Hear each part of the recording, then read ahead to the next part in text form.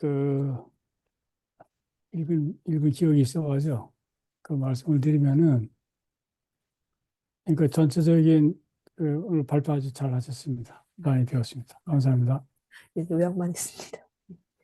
이 전체적인 느낌이 뭐냐면은 이게 일본의 어떤 특징을 이제 보여주는 거라고 생각하는데, 여기 있는 학자들이 일본에서만 공부한 사람도 있고 일본에서 대학을 나오고 외국 가서 공부한 사람도 있잖아요. 그죠? 근데 그 방향이 이제 자라온 학문하는 환경이 다 다른데, 결국은 마찬가지로 마지막에는 다그 일본으로 돌아오는 예, 공통성이 있는데, 이제 그게 뭐냐면은 그 우리 일본은 일본만의 어떤 독특한 무엇이 있다. 그리고 그거에 대해서 우리만이 보다 정확하게 이해할 수 있다. 그래서 구체적으로 예를 들어서 이제 그 논리를 이제 전개하는 거죠. 그런데 그 아까 얘기했던 말씀하셨던 그 마르에 마사오의 고층은 그 이에나가 사부로가 얘기했던 거하고 맥락이 똑같고, 이제스 도시코가 얘기한 것도 맥락이 그 똑같다고 이제 생각을 하는데요. 그 마루에 와서 고층이라 말을 썼을 때의 그 고층은 뭐냐면, 일본에는 그 다른 나라의 영향이 본격화가 되기 이전에, 이 불교 이전에 이미 일본만의 어떤 단단한 무엇인가가 형성됐다는 거예요. 그래서 그것이 기반이 돼서 그 뒤로 시간이 지나면서 그 변화가 일어나지만은 그 기반은 결코 그 잊어먹지 않았다. 그래서 이제 그 마라이 마사오의 자기 그 언어 표현으로는 어, 찌기찌기 또 나리 유크 이끼오이 이렇게 써요. 찌기찌기 또 나리 유크 이끼오이. 여기서 뭐냐면 이끼오이는 안 변하는 거예요. 이끼오이는. 찌기찌기는 시간이 지나가면서 날이 그 변해가는 거거든요. 이게 뭐냐면은 그 이에나가 사부로가 얘기했던 불교가 들어오기 전에 일본만의 어떤 독특한 무슨 아주 근본적인 기반이 있다. 그것을 두 가지를 얘기했어요. 하나는 일본 사람들은 고대에는 불교에 오염되기 전에는 그이 세상 중심주의였다. This worldly. 그러니까 저 세상의 중심을 둔 것이 아니라 이 세상에 중심을 뒀다는 거 하나하고, 두 번째는 바이탈리즘이에요. 바이탈리즘. 그러니까 이 세상을 중심을 두고 이 세상이 잘 굴러가게 하는 근본적인 힘이 일본 문화에 있다는 거예요.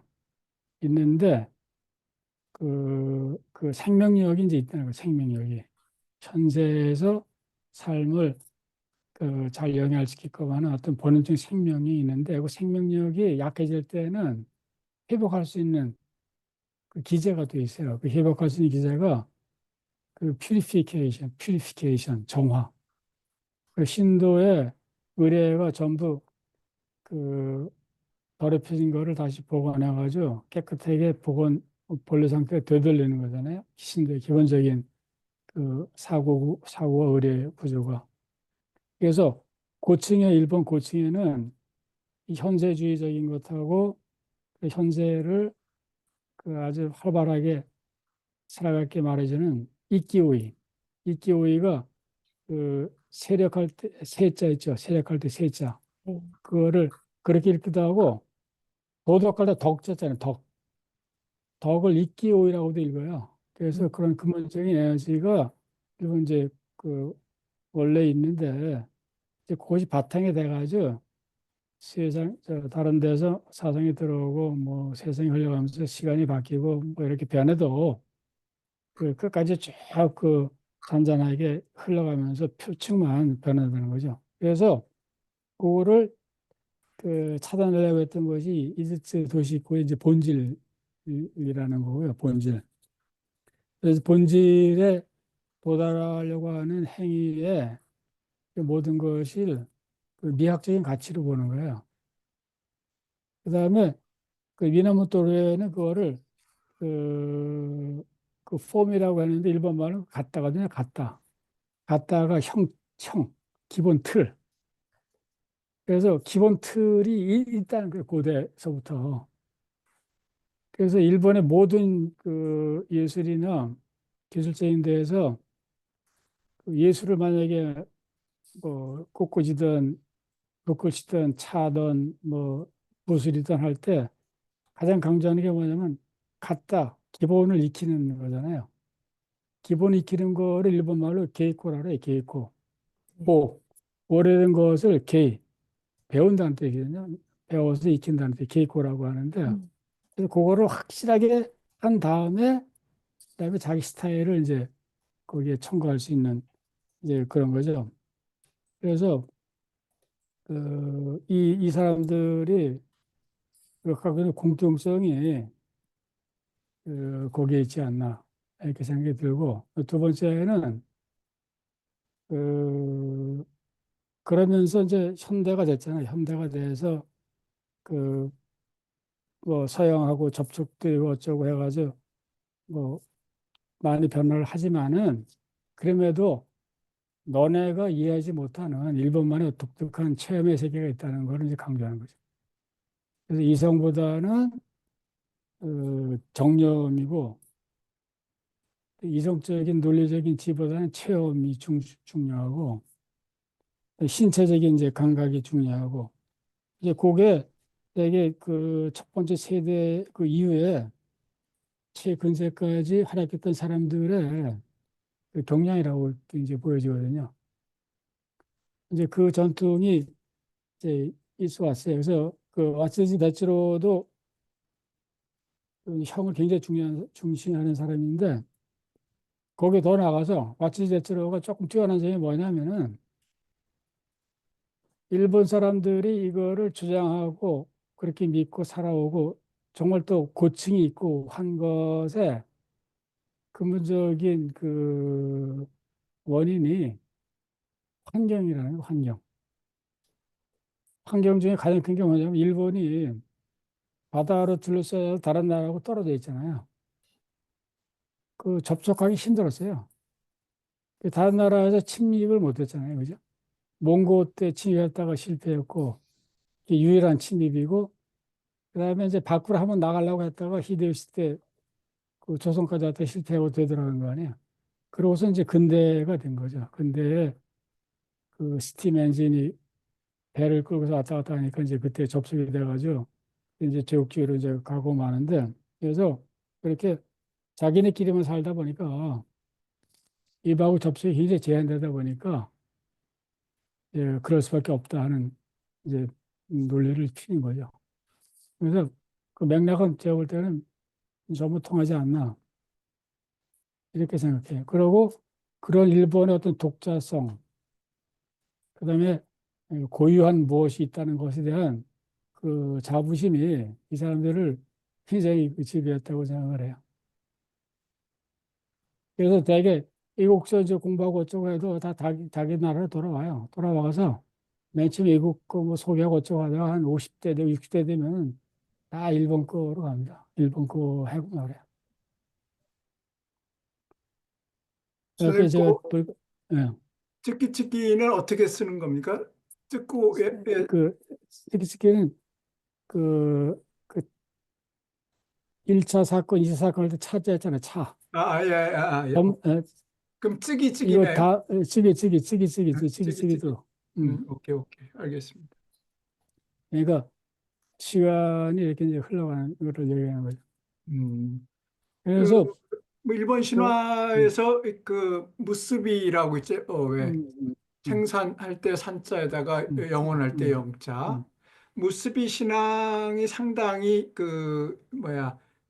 광범위하다, 많이 퍼져 있다. 이 신사에도 여기저기 신사에 가서도 보면은 그 흔적들을 볼 수 있는데 아마 지금 선생님 말씀하신 거하고 맥락이 닿지 않나 하는 생각이 드네요. 음. 근데 제가 볼 때는 가장 큰 게 그 신도의 그 의식 구조라고 생각을 해요. 왜냐하면 이 사람들이 1년 동안 이제 지쳐 있다가 한번 마쓰리 한번 하잖아요, 축제. 그러면 새롭게 태어나가지고 새롭게 1년을 또 사는 거야. 그러니까 모든 거에 그 끼었던 때도 다 벗기고 오염된 것도 다 쫓아내고 그래가지고 다시 원형을 회복해서 또 살고 하는 그 신도의 그 기본적인 의례 구조가 이제 그렇거든요. 이제 그렇게 생명력을 복원시켜주는 그런 것이 이제 신화적으로 이제 설명을 이제 한 거죠. 해가지고서 뭐 계속 살아왔지 않았나. 근데 이게 자기 다른 나라하고 접촉이 이제 별로 없으니까 두들겨 맞거나 뭐 침략당하고 정복당하고 그러면 이게 보존될 수 없죠. 없는데 음. 일본은 좀 독특한 환경이 있지 않나 생각합니다.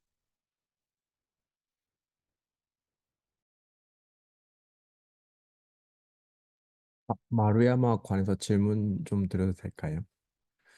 제가 그 다케우치 요시미를 다음에 제가 발표를 맡게 되었는데 다케우치 요시미도 있고 마루야마 마사오랑 다케우치 요시미가 비슷한 점도 많다라고 비교가 되는 연구도 많이 있는 걸로 알고 있는데 다케우치 요시미는 그 일본을 거의 비난하다시피 비판하는 것으로 유명하고 그 부분에 있어서 마루야마랑 매우 겹치는 부분도 저는 많다고 읽었고 마루야마가 그 천황제 비판하는 부분도 물론 있으면서 그 부분에서 어떻게 얘기하냐라고 했을 때 일본이라는 것이 닫혀 있는 폐쇄성이고 비판성이라는 것을 갖추지 못하였다고 비판을 하고 근대적 자아로서의 그 자아라는 것이 제대로 갖춰지지 못했다라는 식으로 비판을 많이 하는 걸로 저는 받아들이고 있었어서 오늘 여기 그 말씀해 주신 것 중에는 그 마루야마가 일본적인 것이라는 것에 대해서 되게 집중을 많이 했다라는 이야기를 방금 많이 해주셨던 것으로 판단이 되는데 제가 그 파악하고 있던 거랑 상반되는 내용이어서 어떤 식으로 제가 받아들여야 될지 좀 여쭙고 싶어서 네, 좀 말해봤습니다.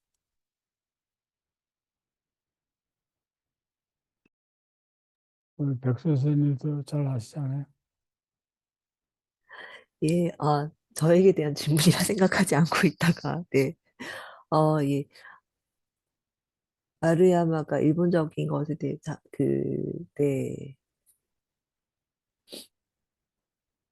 그 마루야마가 이야기하는 것은 이런 이제 천황지나 이런 것에 대한 비판적인 이런 시각이라거나 이런 것은 논외로 이 일본적인 것에 대해서 그러니까 아까 그 허 선생님이 말씀해 주신 것처럼 이렇게 변하지 않음에 대한 것에 대해서 좀 생각한 게 아닌가라는 것을 저는 생각하면서 이것을 정리했거든요.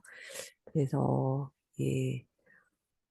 음, 그, 물론 일본에서 비판적이었던 시기도 있는데 이제 전체적으로 보면은 마루야 마사오는 전집이 나왔잖아요.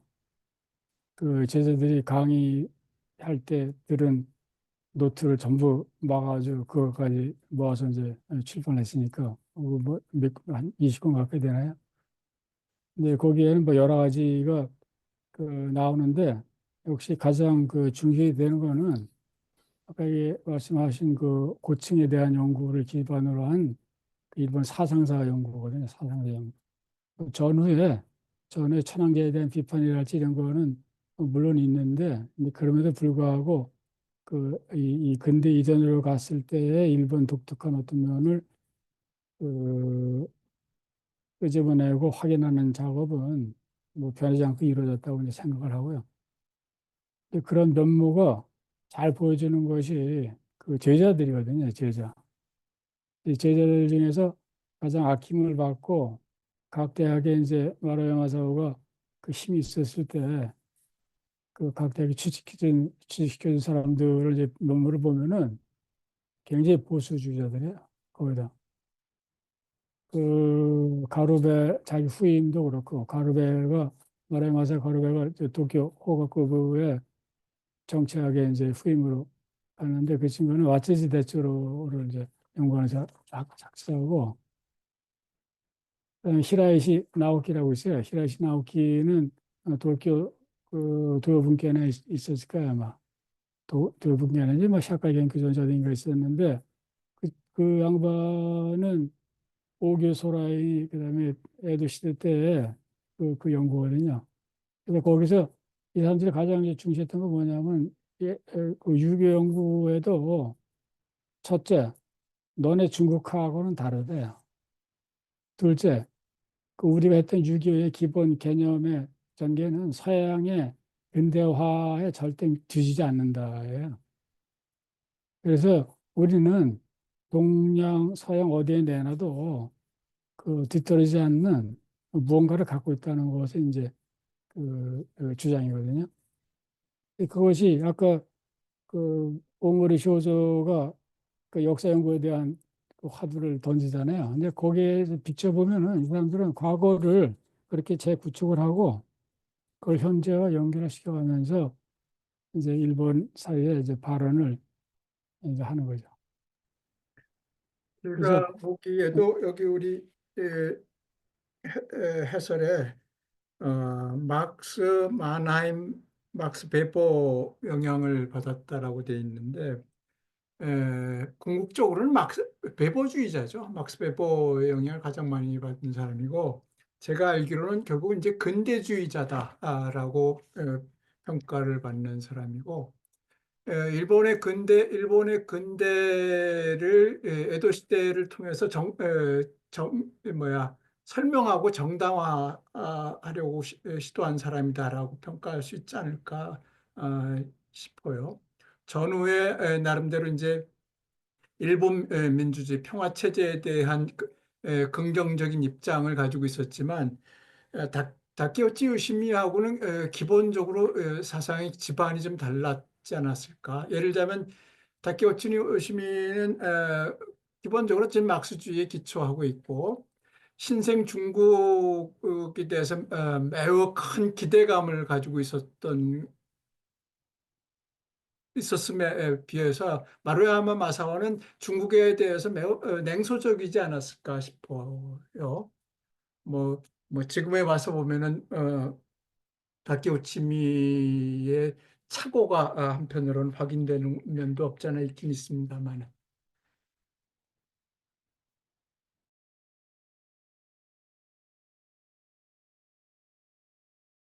감사합니다. 조금 정리가 된 것 같습니다.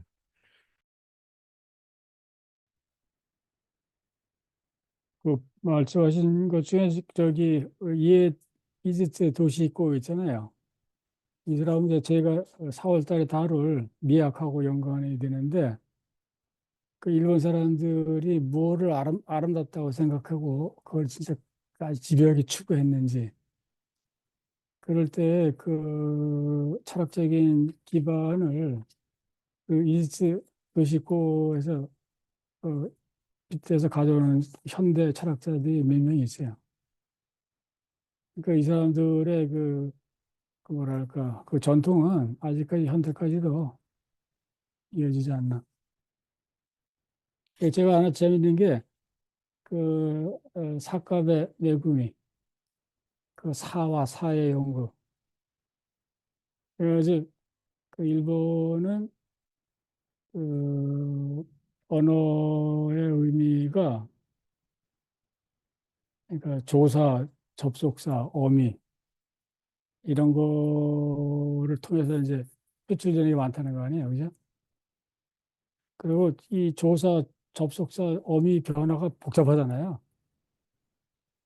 이거 그 다른 언어 환경 속에 자란 사람들이 그뭐 메스터하기 거의 불가능하죠. 엄청나게 힘들잖아요. 언어.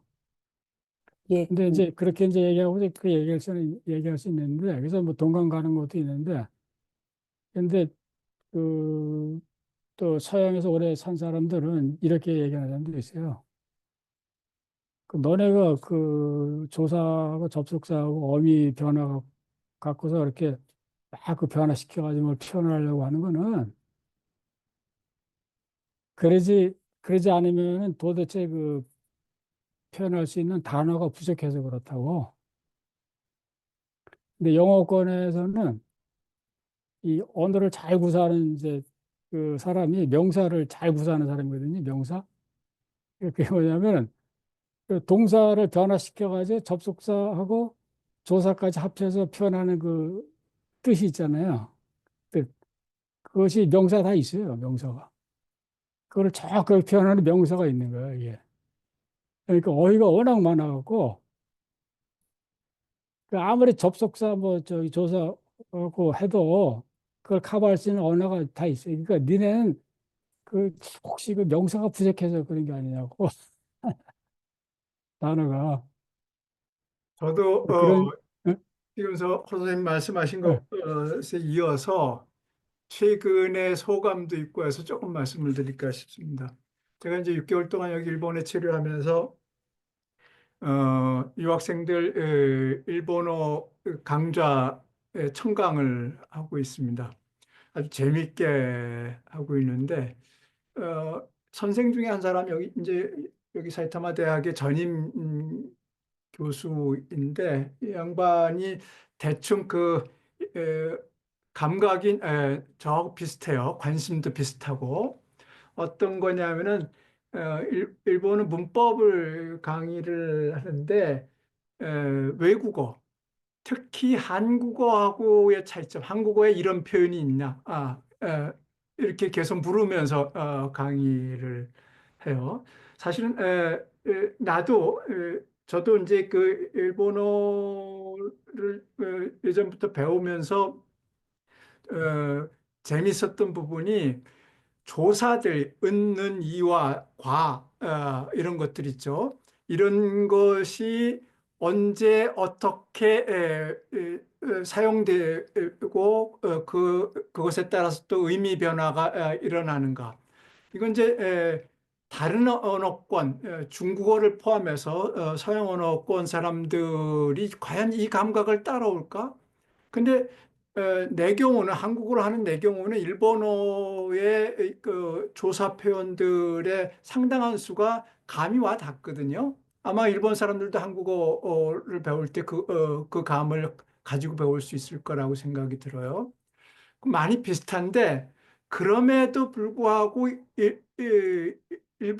일본어만의 특징이 있죠. 일본어가 한국어가 가지고 있는 그러저러한 점들의 특징이 훨씬 더 강조되어 있다라는 느낌이 들어요. 그래서 저는 요컨대 일본어하고 한국어가 비슷해요. 비슷한데 두 개를 비교하자면은 두 개의 차이점을 비교하자면 일본어는 조금 더 관습적이고 한국어는 조금 더 규범적이다. 왜 그런 차이가 생겼을까?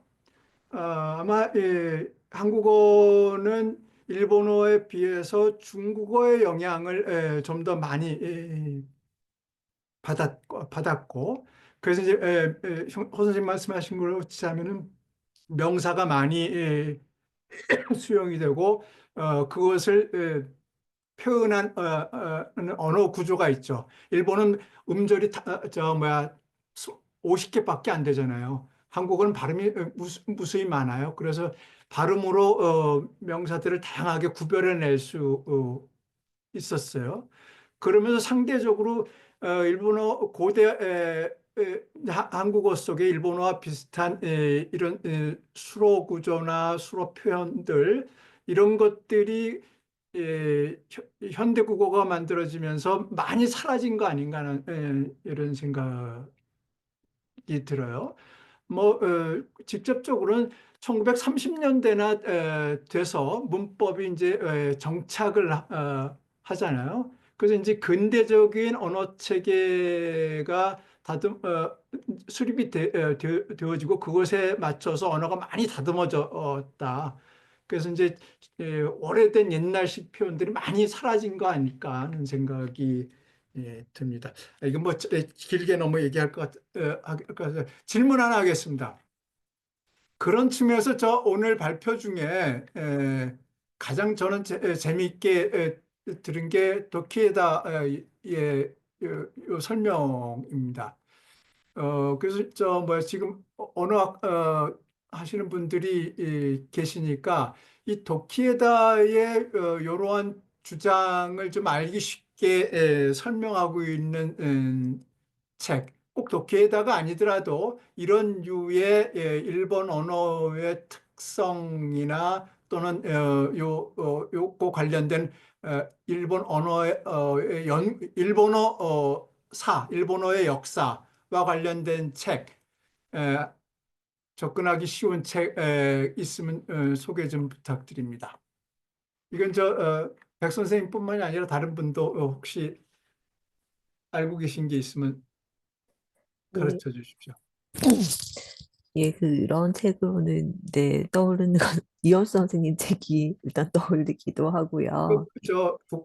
국어란 예, 사상? 국어라는 사상에도 보시면 네, 그런 것들 알 수 있고 그리고 그 아까 허 선생님 말씀하신 것도 그렇고 김문영 선생님 말씀해 주신 것도 그렇고 저도 이렇게 정리를 하면서 제가 이제 공부하고 있는 분야가 일본의 언어다 보니 저도 이제 토키에다나 이런 것들이 나오는 게 좀 흥미로웠습니다. 그래서 저도 얘기를 조금 하면서 이렇게 드리고 싶은 건 아까 그 단어, 그러니까 개념어 자체가 없지 않느냐라고 하는 서양의 지적이나 이런 것들을 보면서 일본이 근대를 겪으면서 생각했던 언어에 대한 인식이나 이런 것들에 대해서 좀 저도 이게 다 연결되어서 정말로 생각을 해야 하는구나라고 좀 다시 이렇게 생각했는데요.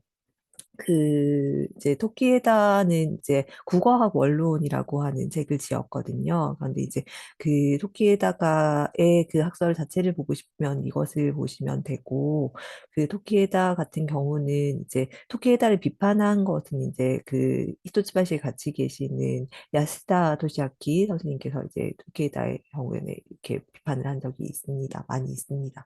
예. 보고 이 토키에다가 이렇게 자체가 도쿄대에서 국악 교실에서 공부를 하고 이제 경성대에 부임을 하잖아요. 그렇게 하면서 있던 이제 아까 저도 조금 얘기를 했었는데 지금 그 토키에다가 말하는 시지 문법이라고 하는 것이, 그러니까 계속 반복됩니다만, 이제 일본에 있는 테니오하, 조사 자체가 중요하다라고 하는 인식인데, 이것은 이제 일본에 사실 생각해 봤을 때, 말은 항상 있었지만, 이것은 이제 중국이라고 하는 문명이라고 하거나 중국이 가진 한자에 대한 동경일 수도 있고, 아니면 여기에서 이제 사실은 말하고 중국어의 한자하고는 상응하지 않는 것이잖아요, 원래는. 그런데 이것을 맞추면서 일본의 이렇게 한국과는 또 좀 특이하게 훈독이 훨씬 더 많이 발달을 하고 이런 것들이라거나 아니면 테니오화 자체에 대해서 그러다 보니까 중국에서 있는 이제 조사라는 독립어의 문법 구조나 아니면 중국어 자체가 가지는 이 말의 시스템과 일본인들이 우리의 말이 다르다라고 하는 인식 안에서 이제 국학이나 무토리 같은 사람이 얘기한 테니오화가 중요한, 그리고 뭐 타마노오라고 해서 이제 테니오화라고 하는 이 조사가 말들의 구슬을 꿰는 끈이다라고 얘기하는 것들. 그래서 이런 걸 보면서 이것은 이제 중국과 타자인식이기도 하고 중국하고는 말이 다르다. 이 중국의 한자에 대한 동경이 있지만 또 우리가 가진 말하고 이것을 표현할 수 있는 거에 간극을 느끼면서 가졌던 자의식이나 자국어 인식 이런 것하고도 연결된다고 생각합니다.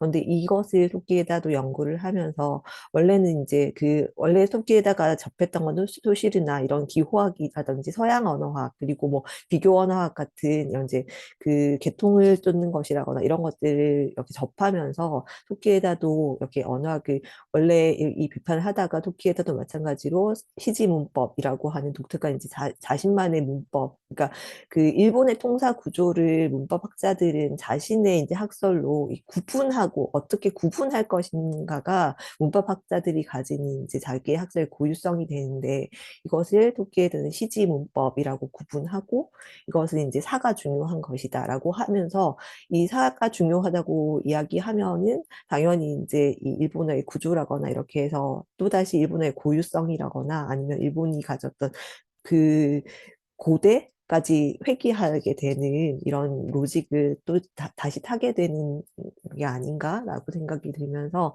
그렇기 때문에 이제 일본적인 것을 탐구하는 이런 철학자들이 토키에다를 또다시 이렇게 같이 이제 비교해 보게 되는 또 그런 지점이 아니었을까 저도 생각하면서 이걸 정리했습니다.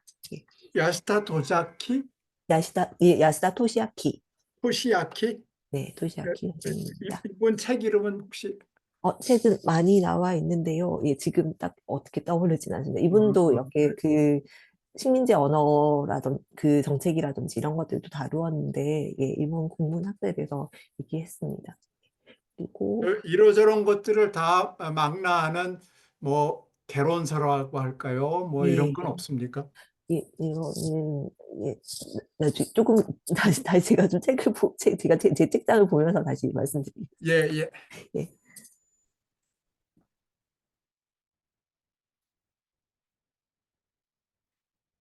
그래서 그 훈독 아까 선생님 김민호 선생님 말씀하신 것처럼 그 한국의 경우에는 이제 50음도 이외에 이렇게 좀 그 보다도 좀 더 다양한 음절 구조를 가지고 있기도 하고, 그리고 그 조선의 경우에서는 그 한문책을 읽는 능력 자체라거나 아니면 그것을 이제 음도 그대로 읽는 것들이 발달하는 데 비해서 일본은 이제 훈독으로 이렇게 읽는 습관들 이런 것들의 차이도, 그러니까 그 국어 인식이 그 자국어 인식에 대해서 훨씬 더 다른 좀 이렇게 의식을 갖게 했다고 생각하거든요. 네, 그런 것들도 예, 그 철학의 자유에까지도 좀 영향을 미쳤지 않나 예, 싶습니다. 그리고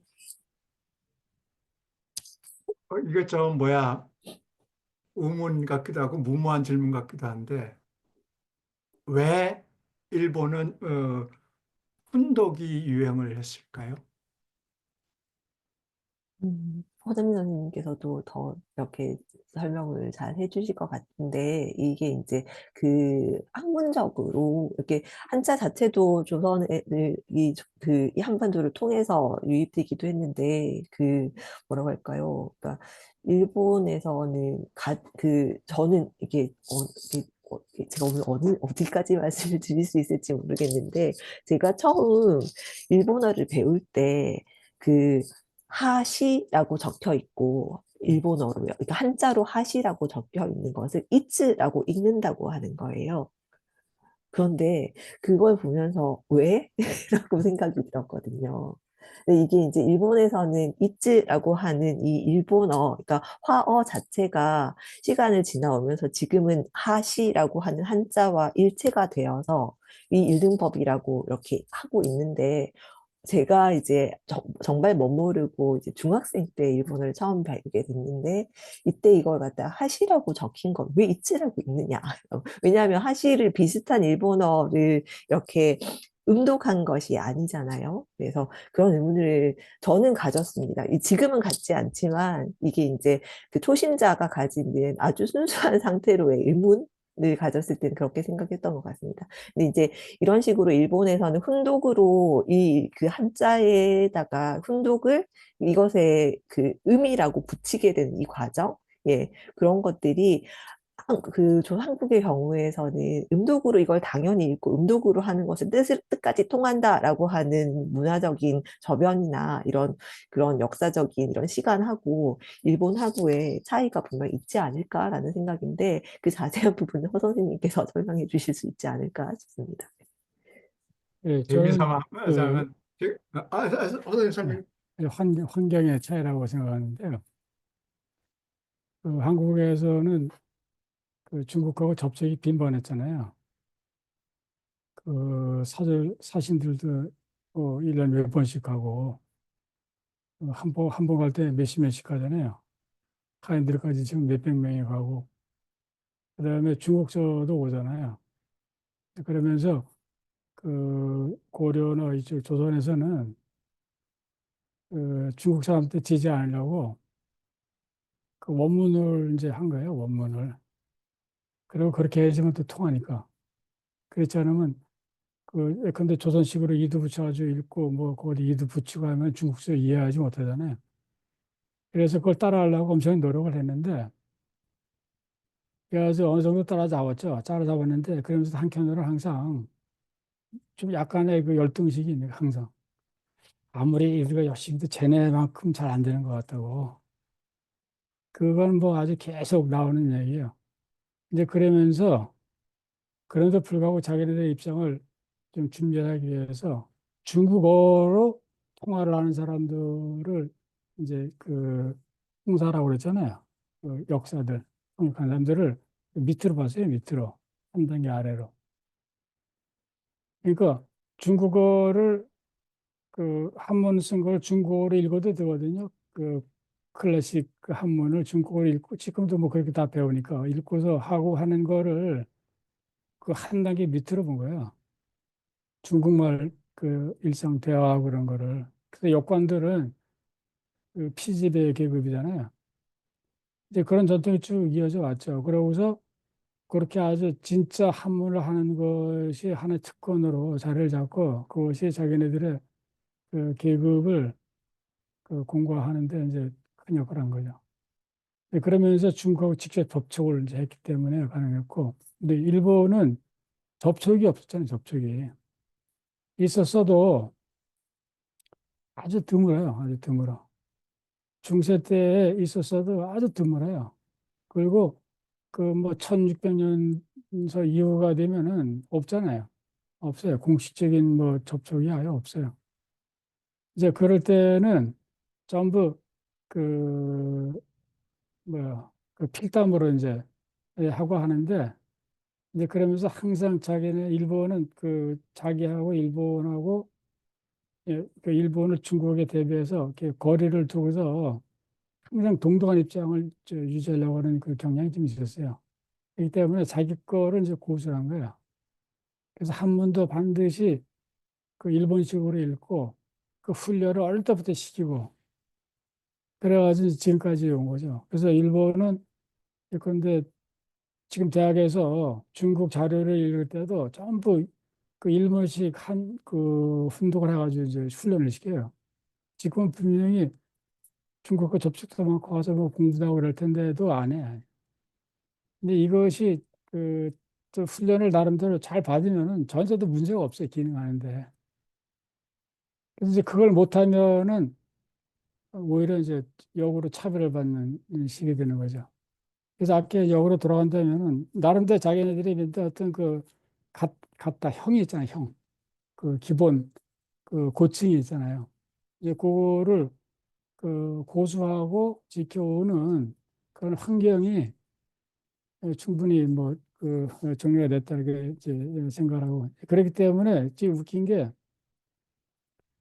이 예컨대 서양인들이 일본 가서 그 공부를 할 때 많은 경우는 이제 그 혼나는데 혼나는 경우가 뭐냐면은 너는 기본이 안 됐다고 기본이 안 됐다고 그래서 이제 뭐 혼나기도 하고 이제 구사리도 먹고 하는데 뭐냐면 한문을 중국식으로 읽으면 안 돼요. 일본식으로 읽어야 돼. 그래야지만 그 기본이 된 거야, 기본이. 일본에서 공부할 수 있는 기본이 된 거야. 그래서 그 환경적인 그 요인이 있지 않나.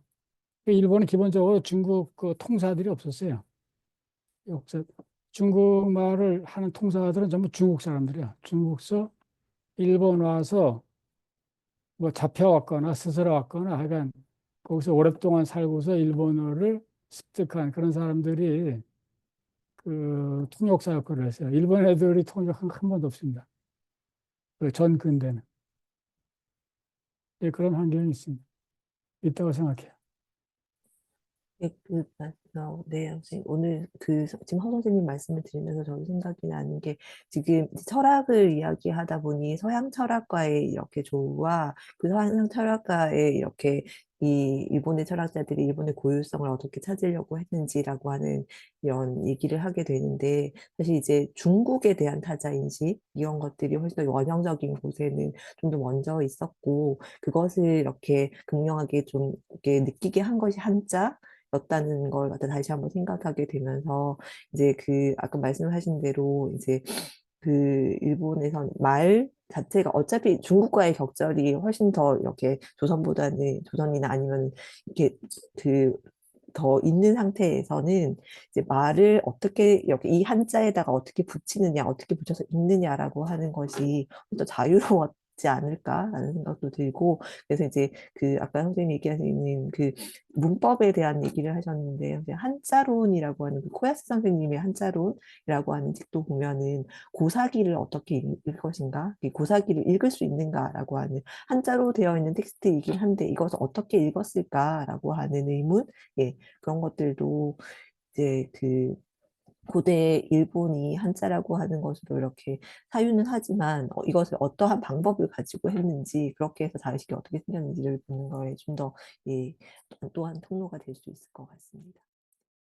인류학의 숲으로 초대합니다. 인문세닷컴에서 만나요.